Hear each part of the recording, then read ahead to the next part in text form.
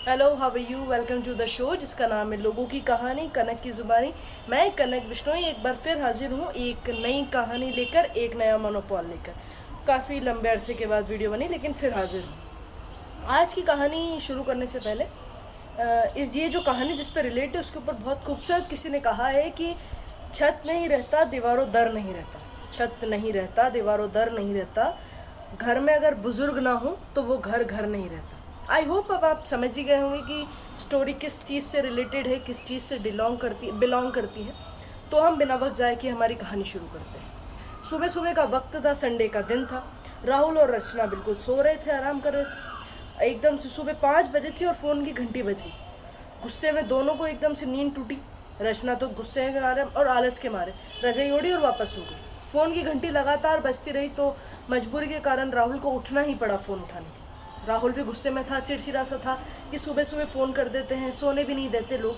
जैसे ही उसने फ़ोन उठाया, फ़ोन उठा के जैसे ही सामने से आवाज़ आई, राहुल की सिट्टी बिट्टी गुल बोलती बंद हो गई। सामने से आवाज़ आई तो उसने बोला बेटा। जैसे ही राहुल ने बेटा सुना, उसने कहा जी पापा जी बोलिए।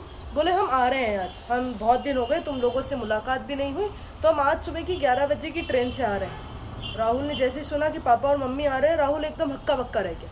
उसने कहा ठीक है पापा आप आ जाइए, ये तो बहुत खुशी की बात है, वाकई बहुत दिन हो गए थे हमें मिले हुए। तो बोले ठीक है। बोले तुम भी रचना को बता देना और साथ का जो लंच है वो हम साथ में ही करेंगे। ठीक है पापा, मैं रचना को बता दूंगा, वो भी आपके लिए तैयार रहेगी। ठीक है भाई। अब उठी, रचना को बोला कि रचना तुम सो मत, तुम उठ जाओ।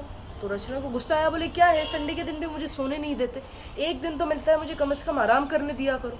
राहुल ने कहा कि उठ जाओ और तैयारी करो, मम्मी और पापा आ रहे हैं 11 बजे की ट्रेन से, हमारे साथ लंच करो। जैसे ही रचना ने ये सुना कि मम्मी पापा आ रहे हैं हमारे साथ लंच करने, रचना को इतना गुस्सा आया जिसकी कोई हद नहीं। और उसने जैसे ही रजाई को पटकी, जैसा था वैसे पटकी और पैर उठा के बाथरूम में घुस गई। वहाँ बड़बड़ाने लगी कि एक दिन तो मिलता है, शांति से रहने नहीं देते, खाने नहीं देते, पीने देते, आराम नहीं करने देते, और आ जाते अब सबके लिए खाना बनाओ, उनके लिए डाइनिंग टेबल सजाओ, घर को तैयार करो, फलाना फलाना फलाना। राहुल ने रचना का ऐसा व्यवहार कभी देखा नहीं था। वो जैसे ही रचना को इस व्यवहार में करता हुआ देखा, उसके हक्का बक्का रह गया। उसने कहा हुआ क्या? उसने खट से दरवाज़ा लगाया और बाथरूम में घुस गया। राहुल कुछ कह ही नहीं पाया, वो क्या कहता। उसने कहा ठीक है। अब जैसे ही बाथरूम से निकली तो राहुल ने पूछा क्या बनाओगी?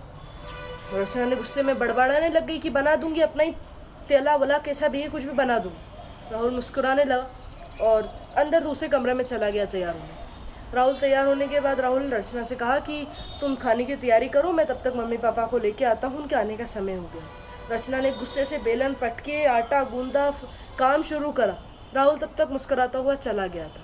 अब जैसा रचना ने ये भी नहीं सोचा कि मेरे खाने में स्वाद आ रहा है नहीं आ रहा है, नमक मसाले किसी चीज़ की फिक्र नहीं करी और उसने कढ़ाई चला दी। अब कच्चा पक्का, तेल में आधा तला हुआ नहीं तला हुआ खाना उसने बनाया। काम फटाफट ख़त्म करके बस वो बैठी ही थी सोफ़े पे, और सोफ़े पे बैठने के बाद उसने मैगज़ीन खोली और पन्ने पलटाने लगी। इतनी देर में घंटी बजी घर की, डोरबेल बजी, और डोरबेल बजने के बाद रचना आई मुंह बिगड़ती हुई और कहा कि आ गए ये लोग, अब इनके लिए खाना परसो, इनके साथ बातें करो, बैठो, दिन बर्बाद करो, अपना संडे बर्बाद करो। कहा ठीक है। जैसे ही गेट खोला, रचना शॉक्ड हो गई थी, क्योंकि सामने वो शख्स खड़े थे जिसने रचना ने उनकी कल्पना ही नहीं करी थी। जैसे ही रचना ने गेट खोला, सामने देखा तो राहुल के मम्मी पापा को ना पाते हुए अपने खुद के मम्मी पापा को पाया। रचना बहुत ज़्यादा शॉक्ड में थी। रचना की मम्मी ने उसको हिलाया कि होश में है कि क्या है। रचना हिली और कहा कि आप आइए ना, अंदर तो आइए। रचना शॉक्ड में थी। रचना की मम्मी पापा ने कहा कि तुम्हें राहुल ने नहीं बताया कि हम आने वाले हैं? तो रचना ने कहा नहीं, इन्होंने बताया था, पर इन्होंने ये कहा था कि मम्मी पापा आ रहे हैं, ये नहीं कहा कि मेरे आ रहे हैं या इनके आ रहे हैं। तो कहा ठीक है। अब रचना के पापा ने कहा कि यहीं पे बड़बड़ाते रहोगे या अंदर भी ले चलोगे? बोले जी जी बिल्कुल, आइए अंदर आइए। अंदर बैठाया, बहुत देर बातें चली। बहुत देर बात करने के बाद अब उसके पापा ने कहा कि यार गप्पे ही मारते रहोगे या कुछ खिलाओगे, भूख भी लग रही है। रचना क्या कहती और क्या खिलाती? वो खाना कच्चा पक्का तला हुआ जैसा तैसा खिलाना तो पड़ेगा, जो है वो यही है। कहा ठीक है पापा, आप बैठिए डाइनिंग टेबल पर, मैं खाना परसने के बाद तो वो खाना देखकर उसके मम्मी पापा ने खाना तो खा लिया, कुछ नहीं कहा, लेकिन उनकी आंखों में एक ही सवाल घूम रहा था कि इतना टेस्टी खाना बनाने वाली हमारी बेटी, इतना ज़्यादा स्वादिष्ट खाना बनाने वाली बेटी, ये कैसा खाना बनाया आज इसने। उन्होंने खा तो लिया, जैसे तैसे जो भी करा, बैठ गए।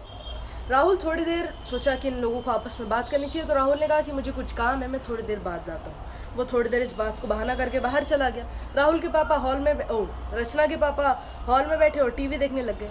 अब सब काम वाम समटा, तब रचना की मम्मी ने, जो इतनी देर से खामोश थी, जो इतनी देर से चुप थी, उन्होंने रचना को कमरे में ले जाकर बात करी कि क्यों बेटा।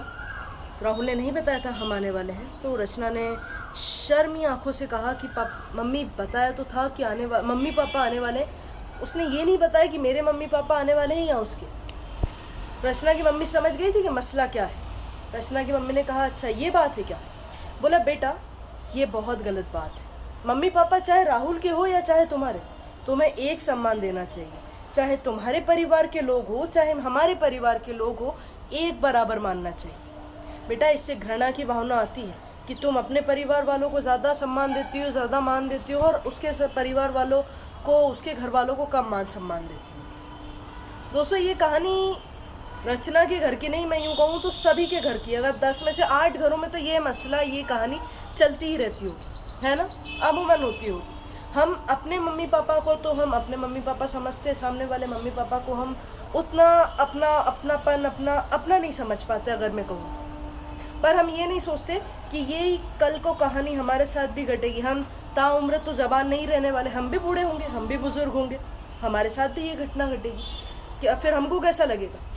हमें चाहे हमारे मम्मी पापा हो चाहे हमारे सास ससुर हो, हमको सबको सम्मान एक बराबर देना चाहिए। तो बस मेरी कहानी इतनी सी थी। आपको मेरी कहानी कैसी लगी प्लीज़ लाइक और शेयर करके मुझे बताइएगा। तब तक के लिए अपना और अपना दोनों का ख्याल रखें। Bye bye, take care.